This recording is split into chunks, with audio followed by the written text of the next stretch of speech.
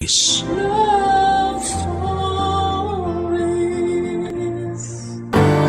Ang pagkapit sa patalim upang kumita ng pera ay isang malupit at masakit na katotohanan na kinakaharap ng marami sa ating bansa.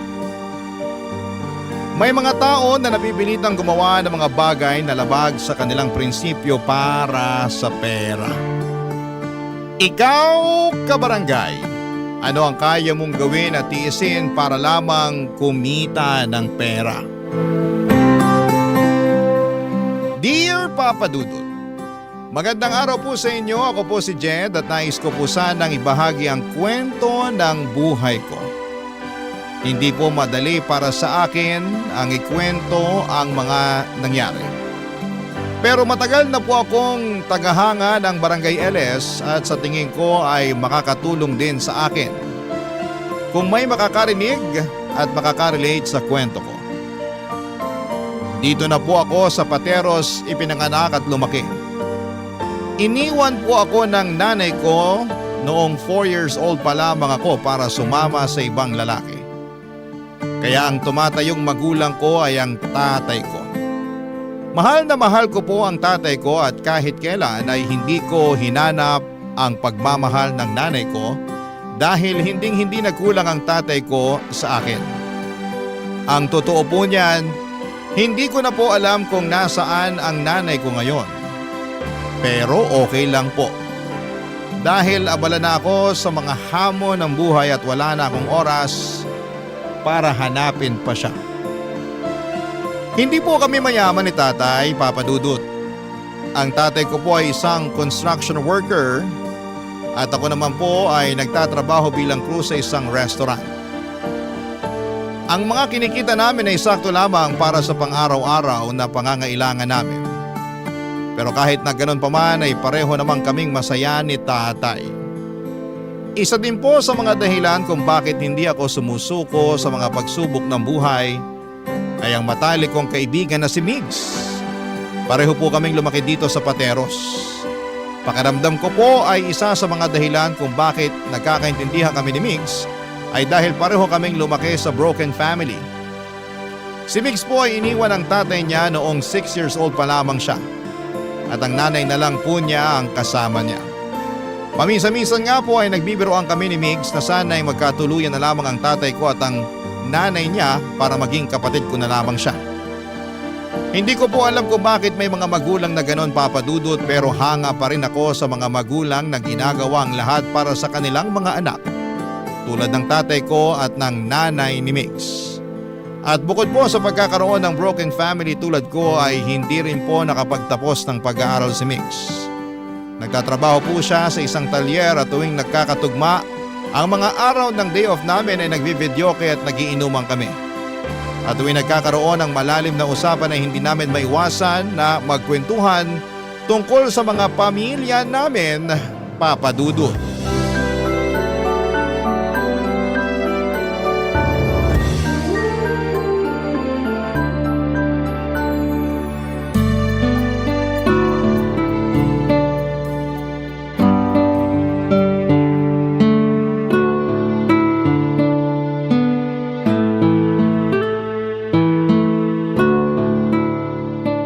Pakisala nga sa video okay bro. 44914. Hindi ka ba nagsasawa sa kakabidyoke mo? Ang pangit ng boses mo eh. Nagmana lang naman ako sa'yo. Ang totoo nga niyan, parang masusuka na nga ako eh. Ang dami ko na rin kasing nainom. Ang hina mo naman. Pero seryoso, mamaya ka na kumanta. Magkwentuhan na muna tayo. Oh, ba't mukhang problemado ka dyan? Naaawa na kasi ko kay nanay eh. Alam mo naman na pinalaki niya ako na mag-isa, di ba? Gusto kong bigyan na maginhawa na buhay yung nanay ko, bro. Pero wala eh. Kulang na kulang yung kinikita ko sa talyer. Uy, ba't ka nagdadrama? Mukhang marami ka na nga nainom. Hindi eh. May sahayop kasi yung tatay ko na yun. Bubuntisin niya si nanay tapos hindi niya naman pala kami kayang panindigan. Wala siyang kwenta. Hayop siya. Ay, ganun din naman yung nanay ko eh. Huwag kang mag-alala, hindi ka nag-iisa. Ang saya siguro nun, no? Yung alin? Magiging magkapatid tayo kung sakali magkatuluyan yung mga magulang natin. Loko, ikaw talaga. Kung ano-ano na lang yung naiisip mo eh. Yung nanay mo ba bro? May bala ka pa bang hanapin yon? Naku, wala na. Mag-overtime na lang ako sa restaurant kaysa hanapin ko pa yun. Sayang lang sa oras. Pero ikaw, kahit nasasaktan ka, sa tingin ko sabik na sabik ka pa rin na makita yung tatay mo, no? Tama ba? Siguro. Ewan ko ba? Gusto ko siyang makita pero gusto ko rin siyang sumbatan sa ginawa niyang pangiiwan sa amin ni nanay. May balita ka ba kung nasan yung tatay mo? Wala eh. Pero sigurado ko nasa Pilipinas lang yun. Ang sabi kasi sa akin ni nanay, bobo daw sa English yun. Kaya sigurado kung hindi pa nakakalis ng bansa yun. Grabe ka naman sa tatay mo. Eh ikaw ba? May balita ka ba kung nasan yung nanay mo? Ang sabi sa akin ni tatay, may pamilya na raw yung nanay ko sa Iloilo. Ang layo naman. Uy, may naisip ako.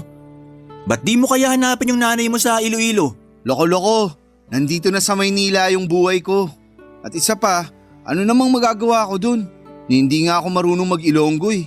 Nakakatuwa sila pag nag-aaway, no? Para naglalambingan lang. Pero seryoso, gaya nga ng sabi ko, ayoko nang hanapin yung nanay ko. Kung masaya siya sa bago niyang pamilya, edi congratulations. Pero ako, hindi ko pababayaan si tatay. Alam mo kung ano yung pinagpapasalamat ko, bro? Kung tutusin, pwede sana akong ipamigay ng tatay ko sa mga kamag-anak namin nung sanggol pa lang ako. Pero hindi niya ginawa yun. Pinanindigan niya yung pagiging ama niya sa akin. At yun ang kaulugan ng isang tunay na lalaki. Nako, mukhang magkakasundo nga sila ng nanay ko. Kasi ganun din yung nanay ko eh. Nung iniwan siya ng tatay ko, pinanindigan niya rin yung pagiging nanay niya sa akin. Kakatuwa, no? Ang dami pala nating similarity. Oo, at isa na dun yung talent natin sa pagkanta. Pero seryoso, salamat bro ha. Salamat saan? Kasi sobrang solid ng samahan natin. Nandyan ka parati para damayan ako. Eto pinapangako ko sa'yo bro. Walang makakasira sa samahan natin. I love you bro. Pakis nga. Sapakin kita dyan eh. Ayoko na talaga. Nasusuka na ako eh. Uwi na tayo. Sobrang killjoy naman ito. Tiisin mo na muna yan. Oh, etong pulutan oh. Hindi ko na talaga kaya bro. Uuwi na ako. Ako na magbabayad nitong in-order natin. Hindi na nga pala ako nasusuka. Ano nga ulit yung number mo? Saan ko na dito sa videoke. Yan tayo eh. Huwag kang mag-alala, titiisin ko na lang. At isa pa, hati na rin tayo sa bayad. Ba't ko naman iaasa sa iyo yung bayad? Eh pareho lang naman tayo na nagtatrabaho. Yun! Papadudod si Migs na talaga yung kasama ko sa lahat ng bagay. Hindi siya yung tipo ng kaibigan na iiwanan ka kapag nahihirapan ka. Siya yung klase ng tao na kahit may pinagdadaanan siya ay hindi kanya pababayaan. At ganon din naman po ako sa kanya, Papa Dudut. Para ko na siyang kapatid at gagawin ko rin ang lahat para sa kanya. At isa pa ay magkalapit lang din kasi ang bahay namin. Kaya hindi kami nahihirapan kapag kailangan namin ang isa't isa. Ang totoo niyan ay nalulungkot ako para kay Migs kasi hindi siya yung tipo ng tao na nag-o-open up tungkol sa tatay niya. Pero tuwing nagiinuman kami ay bigla na lamang siyang magrarant tungkol sa tatay niya at naiintindihan ko naman siya, Papa Dudut. Kasi hindi naman nagkakalayo yung kwento ng buhay namin. Parehong tinakasan ng tatay ni Migs at ng nanay ko ang mga responsibilidad nila sa amin. Ang totoo po niyan ay asar na asar ako noong unang malaman ko na nasa Iloilo na pala ang nanay ko kasama ang bago niyang pamilya. Sobrang naiinis ako kasi ang kapal naman ng mukha niya na umasta na parang wala siyang iniwang anak dito sa Maynila. Pero kinaya naming pareho ni tatay na wala ang nanay ko. At sigurado ako na hindi na namin siya kakailanganin kailanman. At ganoon na lang din yung sinabi ko kay Migs na hindi na niya kailangan ng tatay niya kasi nakayanan niya na mabuhay na hindi humihingi ng tulong sa tatay niya. Lumipas nga po ang ilang linggo at wala namang nagbago sa buhay ko. Kayod sa trabaho tapos uuwi para makapagpahinga. Tapos kinabukasan ay magtatrabaho na naman. At ganoon din ang naging sistema ng buhay ni Migs. Hanggang isang araw. Nagbago po ang lahat ng dynamics. Nasa trabaho ako nang mabalitaan kong naaksidente ang tatay ko sa construction site na pinagtatrabahuhan niya. Sobra po akong nataranta ng araw na yon.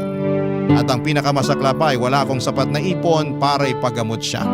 Pero wala akong ibang choice kundi ang ipa-admit siya sa ospital.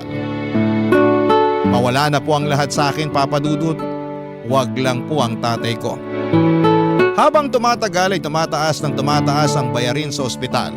At wala na rin akong kinikita dahil nagpaalam po ako sa amo ko na hindi na muna ako makakapag-duty kasi kailangan kong bantayan si tatay sa ospital. Hindi na rin ako nagparamdam kay Mix kasi ayaw ko na siyang abalahin pa. Oo, kasangga ko siya sa lahat ng laban sa buhay, pero may mga pagkakataon talaga na mas pipiliin ko na lamang na solohin ang problema ko kaysa maging pabigat sa ibang tao. Aaminin ko na ma-pride akong tao at yung ayoko sa lahat ay yung kinakaawaan ako.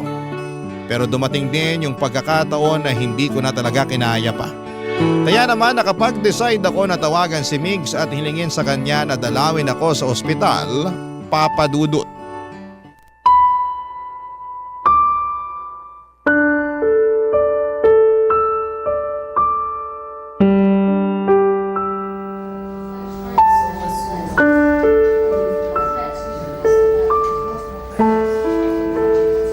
Bro, kumusta ka na?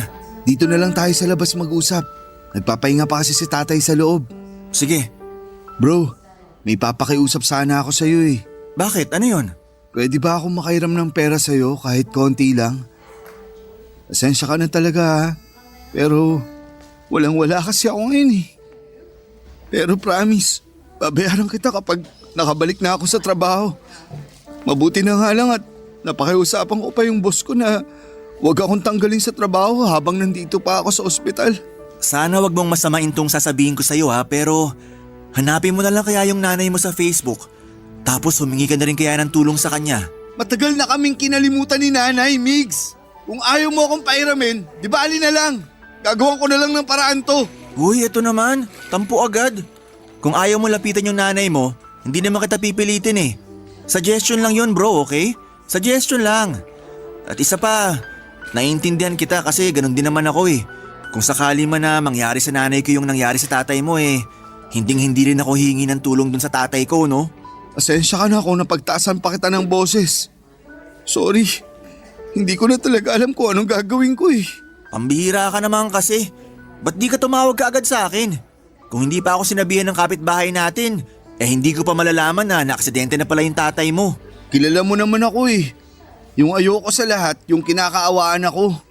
Pero wala na talaga akong choice kasi tumataas na yung bill ni tatay dito sa ospital. O yan, 10,000 yan. Sa'yo na yan. Seryoso ka? Ang laking pera nito ah. Ibibili ko sana ng mga bagong damit at sapatos yan. Pero di bali na lang, sa'yo na yan. Sige na, tanggapin mo na. Bro, salamat talaga. Pero hindi, babayaran kita. Hulugan ko to. Ang tigas naman ng ulo mo eh. Sinabi nang sa'yo na yan. Alam mo naman na parang kapatid na yung turing ko sa'yo, di ba? The best ka talaga. Hindi ko alam kung anong ginawa ko para magkaroon ng kaibigan na tulad mo. Huwag ka na magdrama dyan. Baka maiyak lang ako sa'yo. Nga pala, saan ka naman nakakuha ng ganito kalaking pera? Nag-overtime ka ba sa talyer? Nako, alam mo naman na barya-barya lang yung kinikita ko sa talyer eh. So saan ka nakakuha ng ganito kalaking halaga? May sideline ka? Baka pwede mo naman akong i-refer oh.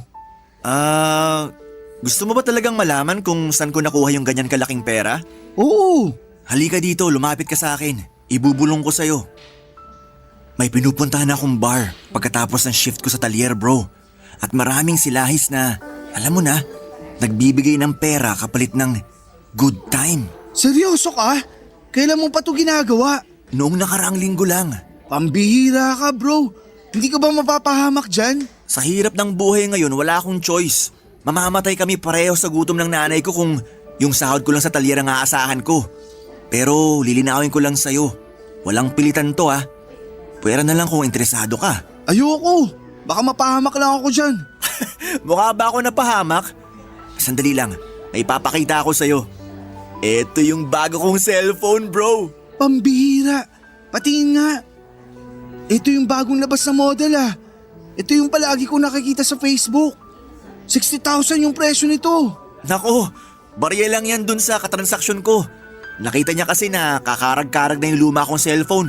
Kaya ayan, binilhan niya ako ng bago. So ano, aatras ka pa ba? Kung sakaling bigyan ako ng ganito kamahal na cellphone, pwede ko rin to ibenta para may pambayad na ako dito sa ospital. Pero hindi ko talaga kaya. Di bali na lang. Bro, maniwala ka sa akin. Wala pa yan sa kalahati ng pwede nilang ibigay sa'yo. Basta gagalingan mo lang. Loko ka. Sapakin kita dyan eh. Akala ko ba walang pilitan ha? Sayang lang kasi ang gwapo mong yan. Sigurado ako na hinding-hindi ka mahihirapan. Sobra akong nabigla sa mga sinabi sa akin ni Migs, Papa Dudut. Akala ko po kasi ay sa mga teleserye o sa TV lamang nangyayari ang mga ganong klase ng sitwasyon. Yung binabayaran ka ng malaking halaga kapalit ng pagsama sa ibang tao. Pero nangyayari pala talaga siya sa totoong buhay. Sobrang inosente ko po ng mga panahong yon at hindi ko talaga inaasahan na papasukin ni Migs yung ganong klase ng sideline. Aaminin ko noong una ay hinusgahan ko siya, pero habang tumatagal ay na-realize ko naman na wala namang masama doon basta't pareho kayong may kasunduan ng makakatransaksyon mo. Pero ayoko pa rin talaga, Papa Dudut. Kasi hindi ko kayang makipagsiping sa isang tao na hindi ko namang kilala. Akala ko po ay magagawan ko ng paraan yung bill sa ospital ni tatay, pero mas lalo pang lumala ang sitwasyon. Nang isa-isa nang pumunta sa bahay namin yung mga katrabaho ni tatay sa construction. Doon ko po napag-alaman na may utang pala si tatay sa kanila at ngayon ay naniningil na sila ng bayad. Nalaman ko rin po yung perang inuutang ni tatay sa mga katrabaho niya ay ginagamit pala niya sa pagsusugal. Hindi ko po akalain na nagsusugal pala siya at hindi ko po malalaman kung hindi pa dumating yung mga katrabaho niya sa bahay para maningil. Para po ako mababaliw sa dami ng problema ng mga panahong yon. Bumalik po ako sa trabaho ng mga panahong yon at pagkatapos ng shift ko, dumediretso ako sa ospital para bantayan si tatay. Yung bahay naman namin ay pinaubaya ko na kay Migs, mabuti na lamang at mapagkakatiwalaan ko siya. Pero kahit na anong kayod ko ay kulang na kulang pa rin ang sahod ko para pambayad sa ospital at para bayaran ang mga pinagkakautangan ni tatay. Sa totoo lang, parang gusto ko nang sumbatan si tatay kasi sobrang bigat na mga problema ang iniwanan sa akin. Pero hindi ko siya magawang sumbatan kasi hindi naman po siya nagkulang sa akin bilang ama. Medyo naiintindihan ko rin po kung bakit siya nagsugal ng palihim. Kami po kasing mga mahihirap ay araw-araw kami naghahanap ng paraan para makaahon sa buhay. At kahit na anong kayod namin ay parang hindi pa rin namin maabot yung buhay na gusto naming maranasan. Kaya minsan yung iba sa amin, umaasa na lamang sa swerte o sa sugal. Barangay Love Stories. Barangay Love Stories. Dumating ang araw na kinailangan ko talagang lunukin ang pride ko, Papa Dudut. Nag-Facebook ako at nag-message sa nanay ko na ngayon ay nakatira na sa Iloilo. Nagbabaka sakali ako na baka matulungan niya ako at mapadalhan ng pera. Kasi hindi ko na talaga kayang pasanin lahat ng responsibilidad na iniwan ni tatay. Gustong gusto ko na talagang mabayaran ng buo yung bill ni tatay sa ospital at pati na rin yung mga inutangan niya. Di bali na pong mahirap basta wala lang utang. Pagkalipas ng ilang araw ay nakatanggap ako ng message mula sa nanay ko. Pero imbis na gumaan ang loob ko, Papa Dudut, ay mas lalo lamang itong bumigat. Ipinagduldulan niya lang sa akin na masaya na siya sa buhay niya ngayon kasama ang bago niyang pamilya. At ayaw na raw niya akong makausap. Galit na galit po ako noong araw na yon. At hindi ko na napigilan ang sarili ko na umiyak. Hindi nagparamdam ang nanay ko sa akin ng ilang taon at ni minsan ay hindi kami humingi ng tulong sa kanya. Pero nagawa niya pa ring ipamukha na parang wala akong kwentang anak at noong araw na yon ay isinumpa ko na hindi ko nakakausapin ang nanay ko at pati na rin yung mga taong may kinalaman sa kanya. At noong araw na yon ay doon ko na napag-isipan na siguro ay eto na yung senyales ko para tanggapin ang inaalok ni Migs. Nadala ako sa bugso ng damdamin kasi naisip ko noon na wala nang mas nakakahiya pa kesa sa tanggihan at kamuhian ako ng sarili kong ina. Kaya naman nilubos-lubos ko na yung pagluno ko ng pride ko, Papa Dudut. Pumunta po ako sa bahay ni Migs at doon ko na ikinuwento sa kanya ang desisyon ko na tanggapin ang alok niya. Dito ko na naisip na baka eto na rin ang sagot sa lahat ng problema ko, Papa Dudut.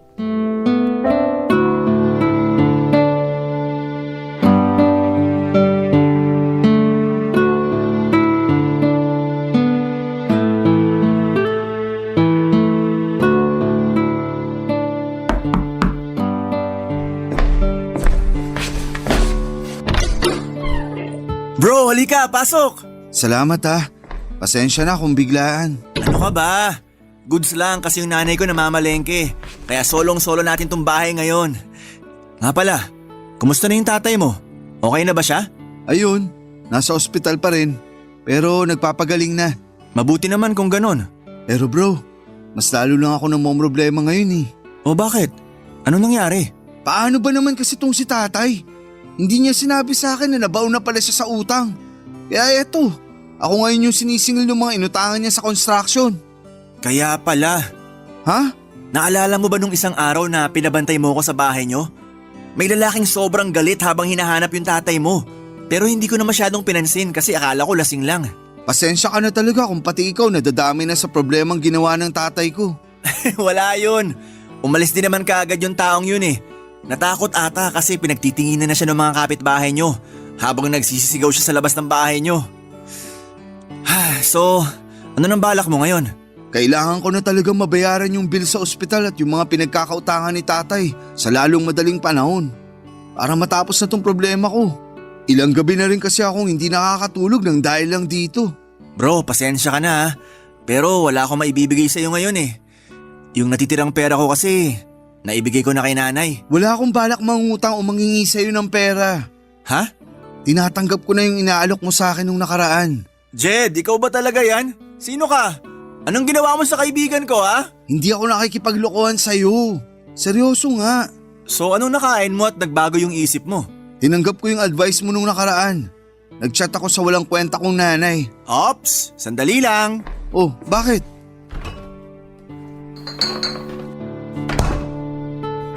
Oh, eto, 1 litro ng beer. Binili ko yan nung isang araw. Pambihira, ba't may beer ka? Iniinom ko yan tuwing tinatalakan ako dito sa bahay. Puro kakalokohan. Hindi ka na talaga nagbago. O eto, shot ka muna.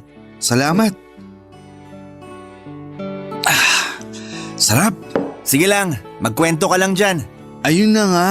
Ipinamukha niya lang sa akin na may bago na siyang pamilya at ayaw niya na raw ako makausap. Ibang klase din talaga. Alam mo yung nanay mo, tatay ko? Wala silang pinagkaiba eh. Ang dapat sa mga yan, binabalatan ng buhay. Hayaan mo na lang. Wala din namang mangyayari kung iisipin pa natin sila. Huy, saglit. Balik tayo. Seryoso ka? Tinatanggap mo na yung inaalok ko sa'yo nung nakaraan? Oo, bakit? Ayaw mo ba? Hindi naman sa ganon. Nakakapanibago lang kasi. Kilala kita, sobrang taas kaya ng pride mo. Hindi ikaw yung tipo ng tao na basta-basta na lang babawiin yung mga salitang nabitawan mo na. Hindi mababayaran ng pride na yan ang bayarin ko sa ospital at yung mga inutangan ng tatay ko. At isa pa, harap-harapan yung pinagduduldulan ng nanay ko sa akin na wala akong kwentang anak. May masasakit pa ba dun? Lugmok na nga yung pride ko.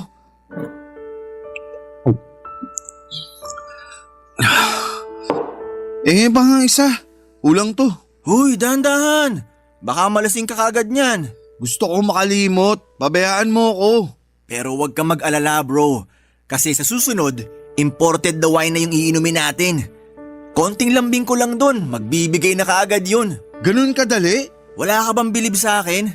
Alam mo ikaw, dapat bawas-bawasan mo na yung pagkamahiyain mo. Kung gusto mo makuha ang lahat ng gusto mo, dapat kapalan mo na yung mukha mo. Dapat sagarin mo na. Ano ulit yung sasagarin? Sira! Pero siguraduhin mo na hindi ako mapapahamak dyan ha. Ngayon ka pa ba panghihinaan ng loob? Ano ka ba? Ako bahala sa'yo. Ituturo ko sa'yo lahat ng kailangan mong malaman. Easy man ito, promise! Papatulan ko na yan. Wala nang atrasan to. Nang gabing yon ay dinala ako ni Mig sa bar na madalas niyang tambayan. Sobra akong kinabahan kasi bagong mundo ang tatahakin ko, Papa Dudut. Aaminin ko na gustong gusto ko nang kumalas noon pero tuwing naiisip ko ang mga problema ko sa pera, nawawala rin yung kaba ko. Mabuti na lang talaga at nandun si Migs para tulungan ako. Pero hindi rin nagtagal si Mig sa bar kasi may lalaking nag-book ng hotel at mukhang sobrang interesado sa kanya. Mas lalo tuloy akong kinabahan ang kailangan na niyang umalis. Pero pinilit niya akong manatili at binigyan pa ako ng pera para may pambili ng drinks habang naghihintay. Grabe, Papa Dudut. Nagmukha akong tuod sa bar ng panahon na yon. Nag-online games na lamang ako habang umiinom para hindi ako mabagot agad. Habang tumatagal ay napagtanto ko na baka sinuwerte lang talaga si Migs sa mga lumalapit sa kanya pero makalipas ang ilang oras, may lumapit na rin sa akin na lalaki. May itsura siya, nasa 40s at mukhang may kaya sa buhay. Nagalok siya na bilhan ako ng drinks at pumayag naman ako. Nagkwentuhan kami at tinanong niya kung ilang taon na ako. Saan ako nakatira, may mga simpleng tanong lamang. Pero habang tumatagal ay mas lumalalim na yung mga tanong niya. Nagsimula siyang magtanong tungkol sa mga personal na bagay at hindi nagtagal ay dinala na niya ako sa kotse niya. Nag-drive siya at nag-park kami sa isang liblib na lugar. At doon na may nangyari sa amin. Kitang-kita ko na nagustuhan niya yung ginawa ko sa kanya at bilang pasasalamat ay binigyan niya ako ng 5,000 pesos. Kinuha rin niya yung number ko. Grabe, Papa Dudut. Sa trabaho ko sa restaurant ay baka nga hindi ko pa makuha yung 5,000 sa isang linggo. Tapos nung gabing yon ay hindi pa umaabot ng 5 oras ay naka 5,000 na ako. Lumipas ang ilang linggo at nagpatuloy yung arrangement namin. At lumaki na rin nang lumaki yung pera na natatanggap ko sa kanya. Nang ikinuwento ko sa kanya ang kalagayan ng tatay ko ay hindi siya nagdalawang isip na bigyan pa ako ng pera. At doon na nga mas gumaan ang buhay ko. Nabayaran ko na po ng buo ang hospital bills ni tatay at pati na rin yung mga pinagkakautangan niya. At noong nagkapera na ako ay naisipan kong yayain si Mig sa bahay. Bumili ako ng mga mamahaling alak bilang pasasalamat na rin sa kanya. Kasi kung hindi dahil kay Migs, baka nabubog na ako ng mga inutangan ni tatay at baka mas lalo pang lumaki ang bayarin ko sa ospital, Papa Dudut.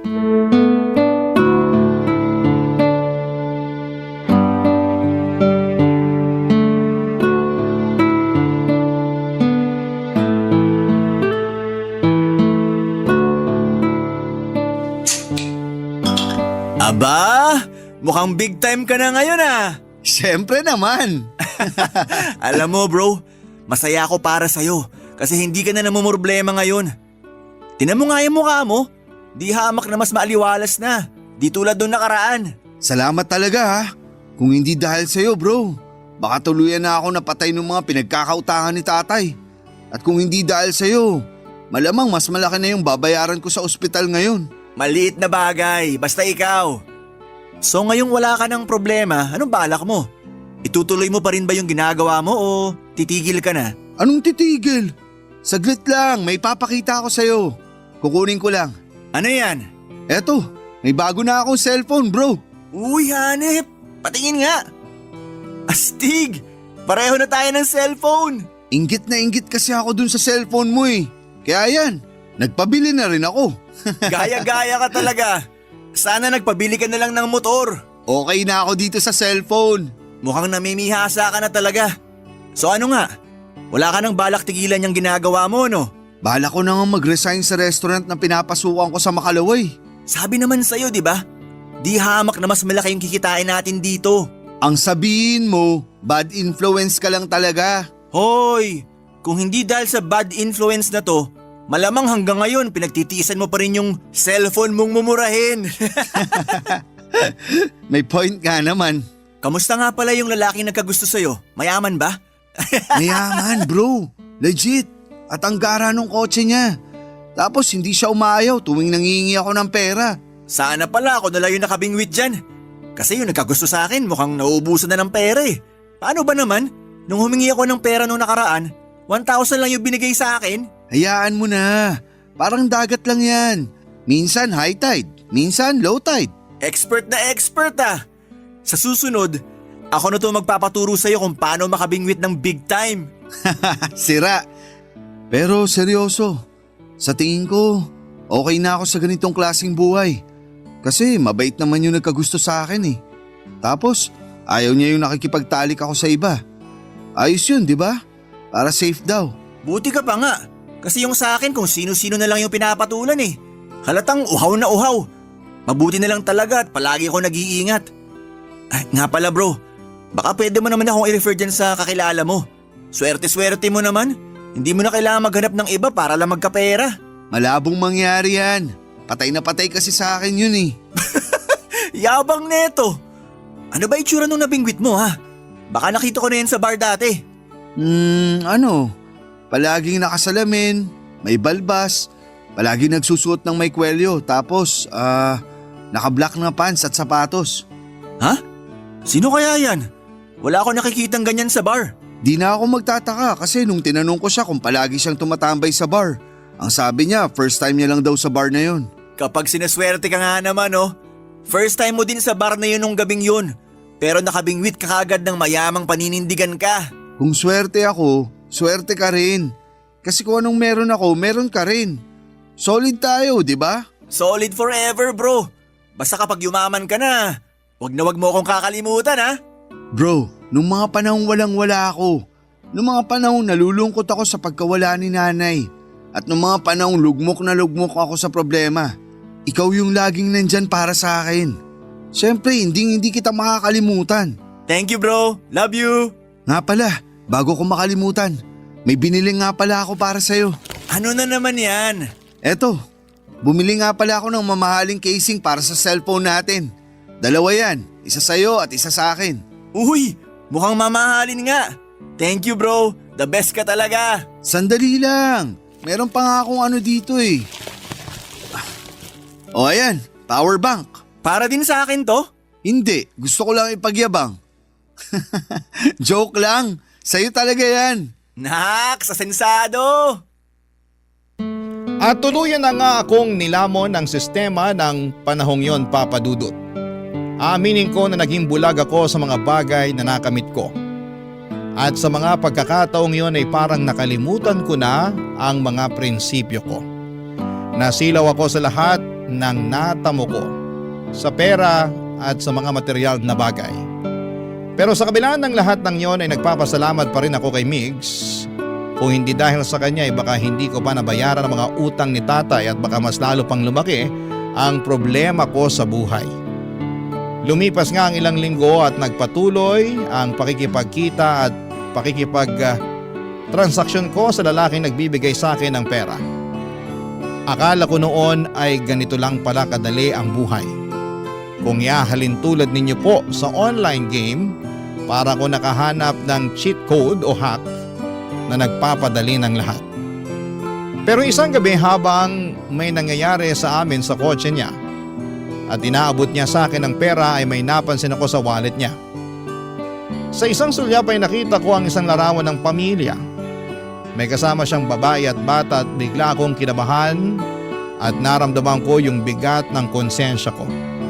Hindi ko po inaasahan na sa mga oras na ito habang tinatanggap ko ang pera at pinagpapatuloy ang mga bagay na hindi ko akalaing darating sa buhay ko ay may nasisira na pala akong pamilya. Kung tutuusin, may mga taong nagmamahal sa kanya na posibleng masaktan kapag nalaman nila ang ginagawa namin.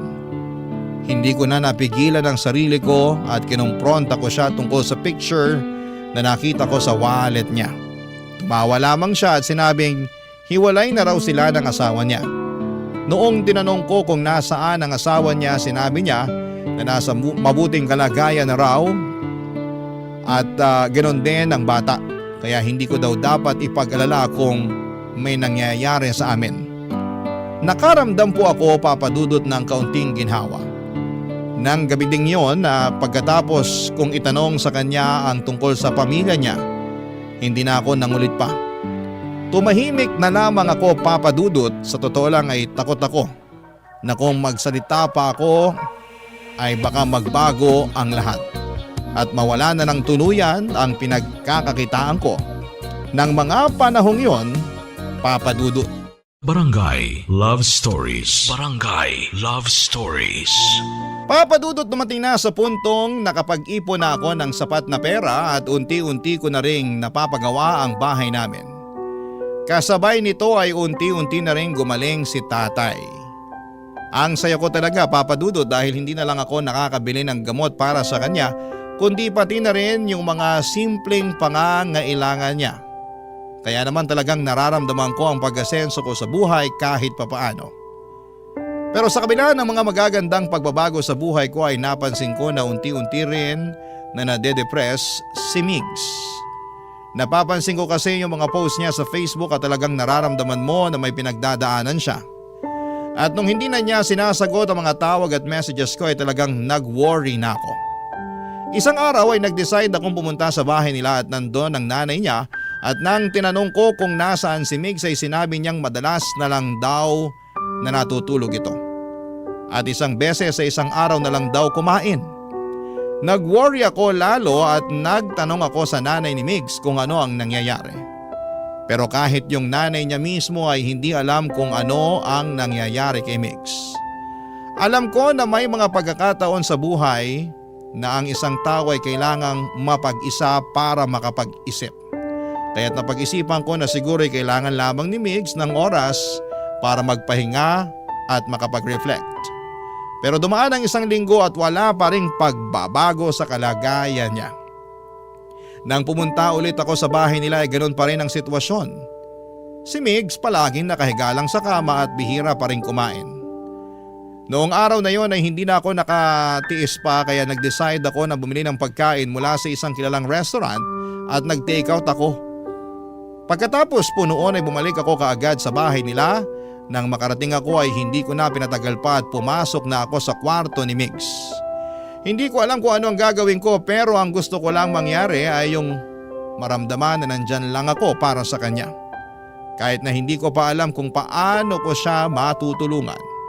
Gusto ko lang na maramdaman niya na hindi siya nag-iisa, Papa Dudut.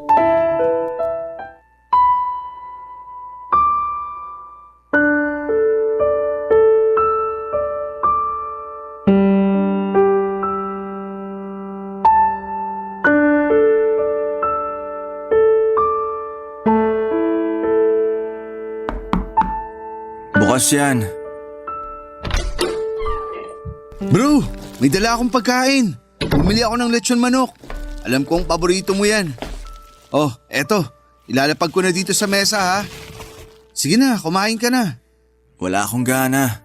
Ano ba kasing nangyayari sa'yo ha? Nung nakaraang linggo pa ako chat ng chat at tawag ng tawag sa'yo pero ni minsan hindi mo ako sinagot. Pati yung nanay mo wala na rin alam sa mga nangyayari sa'yo. Pabayaan mo na muna ako. Gusto ko mapag-isa. Bro, alam mo naman na nandito lang ako parati para sa'yo, di ba? Sige na, kung ano man yung bigat na dinadala mo, sabihin mo na sa akin. Makikinig ako. Ano bang hindi mo maintindihan sa gusto ko mapag-isa ha? Ang kulit mo rin eh. Sige, sumigaw ka pa. Huwag mo hayaan na lamunin ka ng depression mo. Ilabas mo yan. Gusto mo talagang malaman yung problema ko ha? Galit na galit ako sa tatay ko. Nag-message ako sa kanya sa Facebook noong nakaraang linggo at tinawagan niya ako. Pero ang sabi niya sa akin, wag ko na daw siyang gambalain kasi masaya na daw siya sa buhay niya. Alam ko naman na nandyan si nanay para sa akin pero kasi ang sakit-sakit eh. Ang sakit-sakit nung tinutulak ang papalayo ng sarili mong tatay. Maliit pa ako nung huli niya akong nakita, bro. Ano? Hindi man lang ba siya na-curious kung kumusta na yung anak niya? Hindi man lang ba sumagi sa isip niya na may anak na nangungulila sa pagmamahal niya? Bro, tahan na. Naiintindihan kita kasi pinagdaanan ko rin yan sa nanay ko. Pero kinaya naman natin na wala sila, di ba? Yun na nga eh. Wala silang ambag sa mga buhay natin. Pero bakit nangungulila pa rin ako sa pagmamahal ng isang ama? Kung alam ko lang na masasaktan ako ng ganito, sana pala hindi na lang ako nag-message sa kanya sa Facebook. Ikaw naman kasi. Dapat simulat sa pool pa lang, nilabas mo na yung kinikimkim mong sama ng loob sa tatay mo para hindi ka na nasasaktan ng ganito. Puisit naman kasi nabuhay to eh. Ang kapal din naman ang mukha niya para ipamukha sa akin na wala akong kwentang anak. Kung tutuusin, siya tong walang kwentang tatay. Gusto mo ipabarang natin yung tatay mo? Naniniwala ka doon? Hindi natin malalaman kung hindi natin susubukan, di ba? Isasabay ko na rin yung nanay kong walang kwenta. Malay mo, baka bigyan pa tayo ng discount ng mambabarang. Si Raulo. Pero, thank you bro ah. Napagaan mo yung pakiramdam ko. Dapat hindi lechon manok yung dinala ko eh. Dapat alak. Pass na muna ako dyan. Nakainom na ako kagabi. Sumasakit pa nga tong ulo ko. Ibang klase. Ba't di mo ako niyaya? Para ka namang others eh. Pasensya ka na. Gusto ko lang talaga mapag-isa ng mga oras na yun eh. Naiintindihan ko naman. Pero wag mo na akong tatakutin ng ganun ha. Sana man lang nag-message ka para man lang at least alam ko na buhay ka pa pala. Oo na, sorry na talaga. Uy, ba't mukhang gigil na gigil ka? Bakit? Sino ba yung tumatawag ha? Sino pa ba? Kung hindi yung tatay ko na walang kwenta. Sagutin mo na lang kaya para hindi ka na nagkakaganyan. Ano ako, sira? Pagkatapos niyang sabihin sa akin na wag ko na raw siyang gambalain kasi mas masaya na siya na wala ako. Ni hindi ko nga alam kung bakit pa tumatawag yung mokong na yan eh. Baka naman hihingi ng tawad sa'yo. Sagutin mo na kasi. Gusto mo sagutin ko? Saglit, kunin ko lang. Uy, O, ayan. gagi! Ba't mo naman hinagis yung cellphone? Ang mahal nun eh. Bahala siya sa buhay niya. Mabulok na sana siya sa impyerno. Jijingle ako. Diyan ka lang. Sira ulong yun. Pagdiskitaan ba naman yung cellphone? Sayang naman. Kunin ko na nga lang. Nagasgasan pa ata yung case na binigay ko sa kanya. Sandali lang. Mukhang pamilyar sa akin tong mukha na to ah. Hoy! Ba't hawak-hawak mo yung cellphone ko? Akin na nga yan.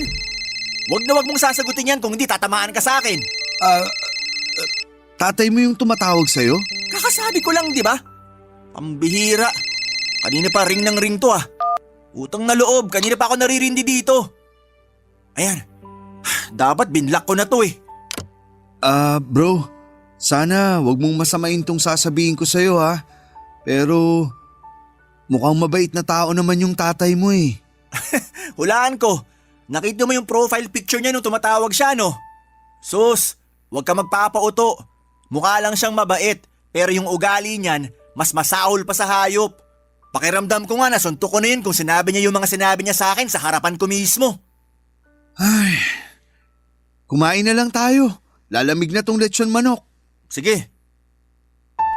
Sobra akong nagulat papadudot nang makita ko yung profile picture ng tumatawag kay Migs. Yung tatay ni Migs at yung lalaki na nagbibigay sa akin ng pera ay iisa lang pala.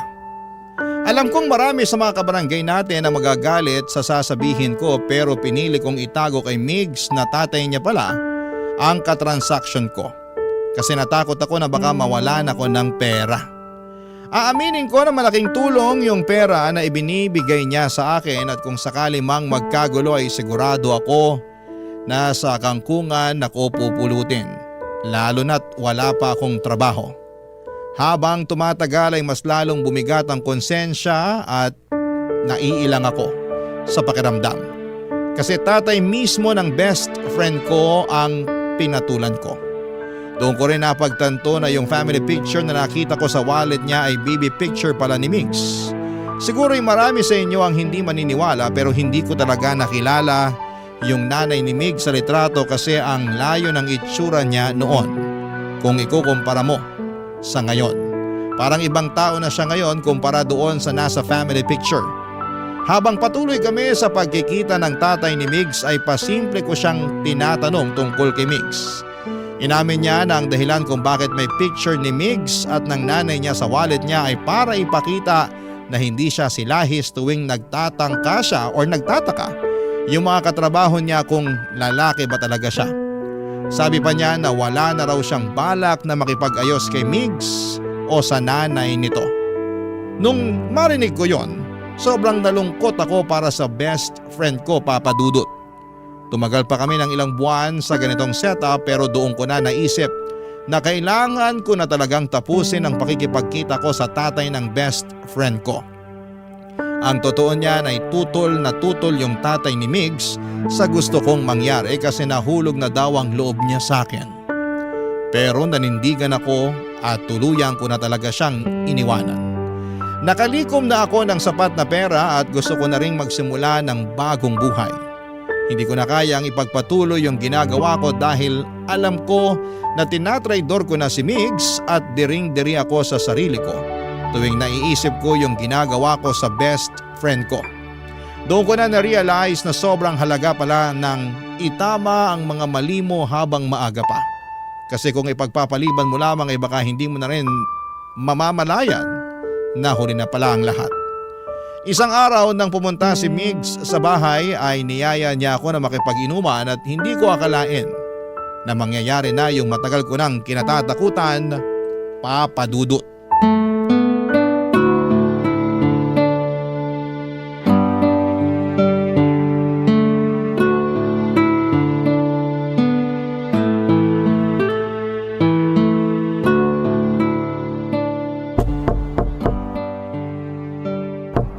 Andyan na! Sandali lang! Surprise! Oh, ano naman yung dala-dala mo? Ano pa ba? Eh di alak. Lika, shot tayo. Shh! Natutulog na si tatay sa loob. Dito na lang tayo sa labas ng bahay. Ganun ba? Sige. Himala! Dati ikaw tong napakababa ng tolerance sa alak. Tapos ngayon, nag-aaya ka makipag-inuman? Anong nakain mo? May rason tayo para mag-celebrate ngayon, bro. Ano naman yun? Nakadilihensya na naman ako. 15 kyaw, bro. 15 kyaw. Ibang klase ka talaga. Kinupitan mo siguro yung tao, no? Grabe ka naman sa akin. Oh, eto. Sa'yo to. Inumin mo na.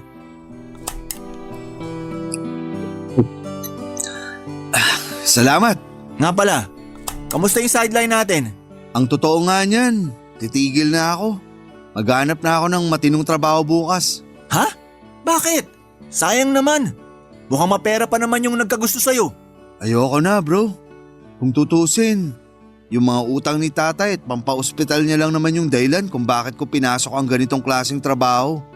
Pero ngayon na wala na akong problema, siguro oras na para magbagong buhay ako.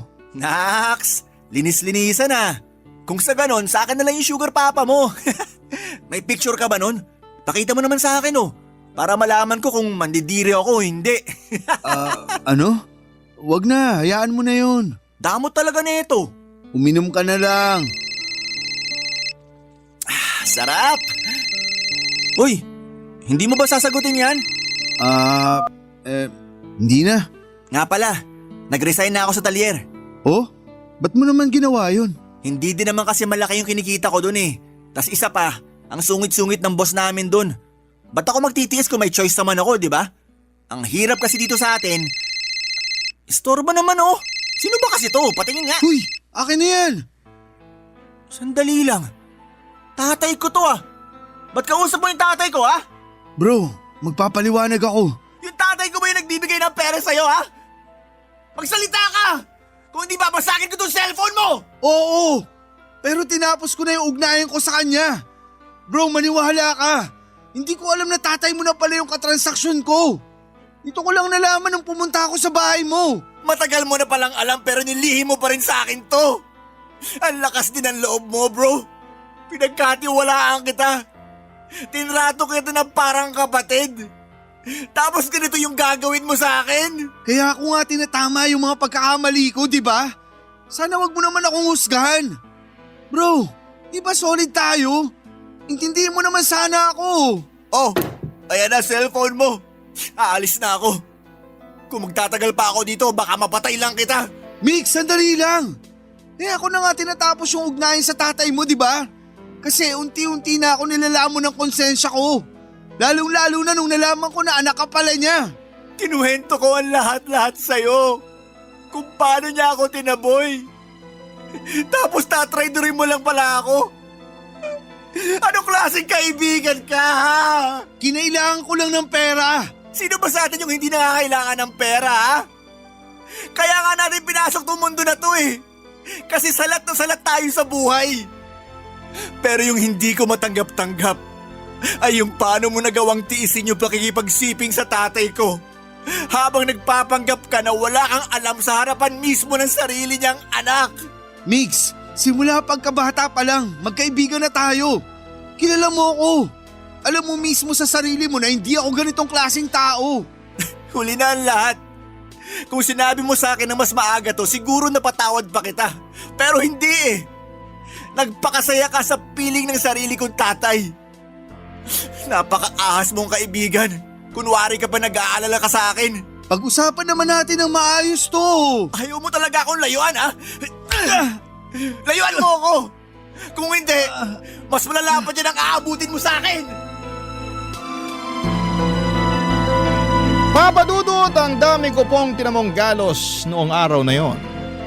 Pati yung tatay ko ay nag-alala sa akin. Pero nagsinungaling ako at sinabi ko sa kanya na napagtripan lamang ako sa may kanto. Pero kahit na ang dami kong galos ay hindi ko pa rin makuhang magalit kay Migs kasi tama naman ang mga sinabi niya. Kasalanan ko rin kung bakit hindi ko siya sinabihan ng mas maaga tungkol sa mga nalaman ko. Sinubukan ko pong puntahan si Migs sa bahay nila pero hindi na niya ako kinausap. Ang nanay na lamang niya ang humaharap sa akin pero mukhang walang alam ang nanay ni Migs ng mga panahon na yon. At nakita ko rin na blinak ako ni Migs sa Facebook. Mukhang pinutol na nga talaga ni Migs ang ugnayan naming dalawa. Ang totoo po niya ay sobra akong nanghihinayang kasi para ko na siyang kapatid. At kung maibabalik ko lamang ang panahon, sana'y hindi ko na lamang ginawa yung mga nagawa ko. Madaling kitain ang pera. Pero ang pagmamahal ng isang tunay na kaibigan ay mahirap hanapin. Kaya sa mga kabarangay natin dyan, kung may mahal kayo sa buhay, wag na wag kayong magsasawang iparamdam sa kanila na importante sila sa inyo at wag na wag nyo silang paglilihiman kung ayaw ninyong mangyari sa inyo yung nangyari sa akin. Sa ngayon po, Papa Dudut, ay nakahanap na ako ng trabaho bilang clerk sa isang kilalang convenience store at wala na rin akong balita kay Migs. Pero tuwing napapadaan ako sa bahay nila ay napapansin ko na palaging walang tao doon. Ang totoo niyan ay sobra akong na-curious kung ano nga ba ang kalagayan ni Migs at ng nanay niya pero mukhang hindi ko na talaga makukuha ang sagot sa mga katanungan kong yon. Kung sakali man po na may mga bagong kaganapan sa buhay ko ay makakaasa po kayo, Papa Dudut, na magpapadala ulit ako ng sulat sa inyo. Maraming salamat po sa pagbibigay sa akin ng opportunity para may kwento ko sa inyo ang isa sa mga pinakamasaklap na bahagi ng buhay ko. Ang inyong forever kapuso at kabarangay, Jed. Ano ang masasabi mo sa ating Barangay Love Stories today? Aabangan namin yan sa aming comment section.